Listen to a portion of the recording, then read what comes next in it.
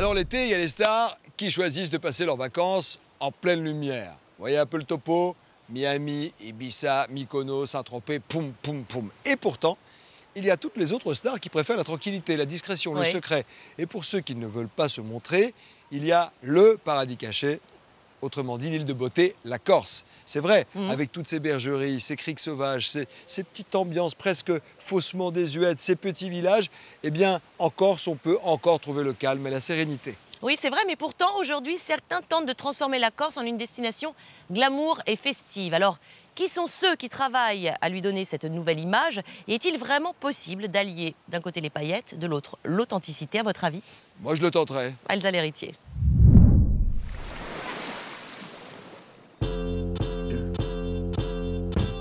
Une mer aussi turquoise que dans les Caraïbes, des petites criques isolées, des villages de caractère.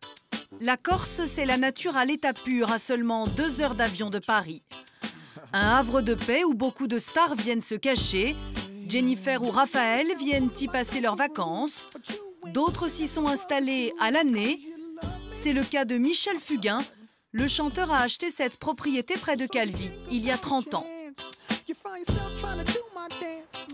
J'aime bien l'idée d'un saule pleureur sur la route.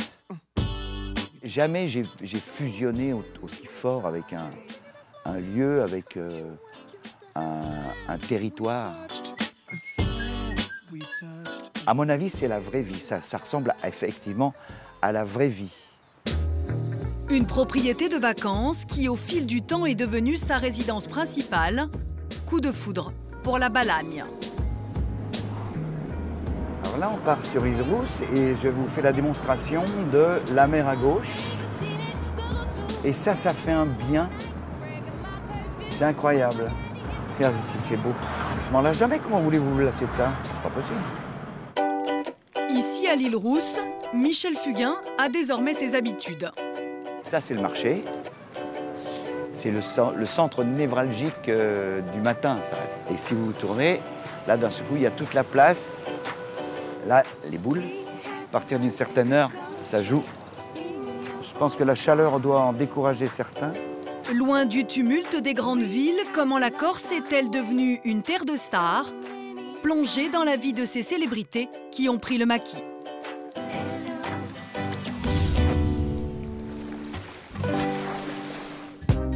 La Villa, un hôtel de luxe en Balagne. 22 chambres, 9 suites et 3 villas comme celle-ci de 600 mètres carrés chacune. Le propriétaire des lieux a un credo, garantir le bien-être de ses riches clients, pour la plupart des habitués aux noms célèbres. Voilà, ça c'est le don du ciel, si vous voulez, ce site magnifique, avec la citadelle de Calvi du XIIe siècle, et puis cette baie magnifique, qui est très prisée des plaisanciers. Je crois qu'avec les occupations de plus en plus de la modernité, on a besoin de se détendre et de profiter du mieux que l'on peut, du moment que l'on passe, surtout quand on a cette chance d'avoir ce panorama. 2 800 € la nuit. À ce prix-là, les services proposés se doivent d'être sans faille. Cuisinier personnel, masseur, voiture et yacht à disposition. C'est ça, la vie de star. Il faut que quand il arrive dans un produit comme ça, tout soit au rendez-vous et que le rapport qualité-prix soit la juste note de ce qu'attend une clientèle. Parmi les habitués, par exemple, l'actrice Astrid Veillon. Dans cette dépendance de l'hôtel, elle vient chaque année passer ses vacances en famille.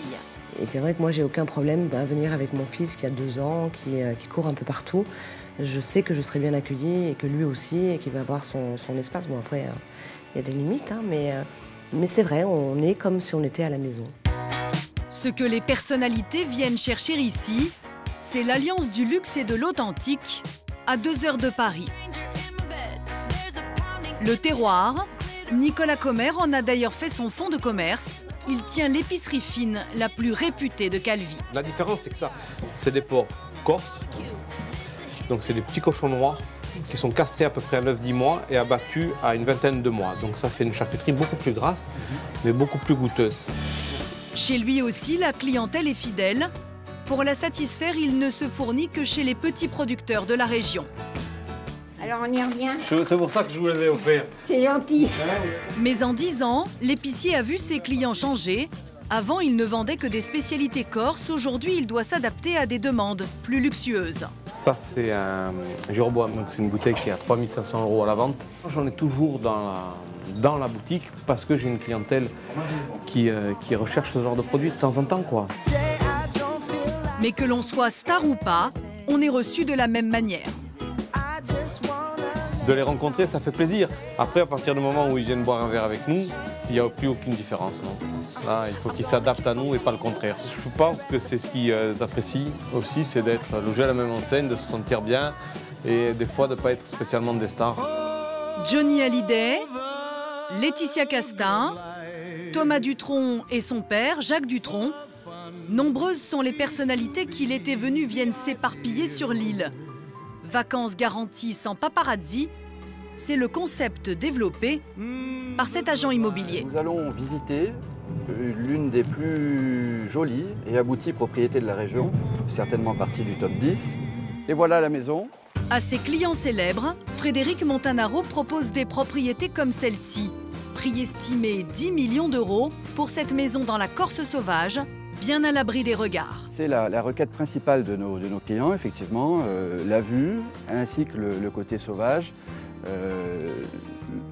le manque de vis-à-vis, pas de promiscuité. Une personne connue peut se balader en centre-ville, faire son shopping, sans être importunée par les Corses. C'est aussi, à mon avis, ce que recherchent les personnes connues, qu'elles soient acteurs, footballeurs ou même chanteurs. C'est une destination de premier ordre et de choix aujourd'hui. Un choix que font aussi les stars internationales.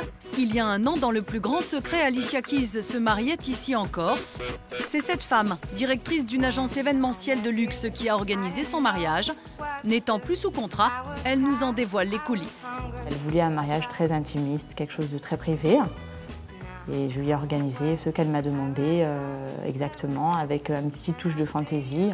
Et beaucoup de luxe, bien sûr, parce que ces gens-là sont quand même dans un monde de luxe et d'excentricité. On a réalisé des choses quand même assez insolites. On a créé un lac sur lequel on avait fait la cérémonie religieuse. On a trouvé des accessoires un peu partout dans le monde. J'ai pêché des couverts en or à Dubaï, des chandeliers en cristal en Belgique. Enfin, on a fait vraiment des choses variées. Le thème était rouge et or. Donc ça, c'est vraiment la déco qu'elle voulait et ça s'y prêtait vraiment très bien parce qu'il y avait le fond bleu de la mer et c'était très très beau. Un mariage célébré à l'époque en toute intimité à Bonifacio, dans un décor idyllique. Alors si vous passez vos vacances en Corse, ouvrez bien les yeux, car sur la plage incognito, il y a peut-être à côté de vous une star.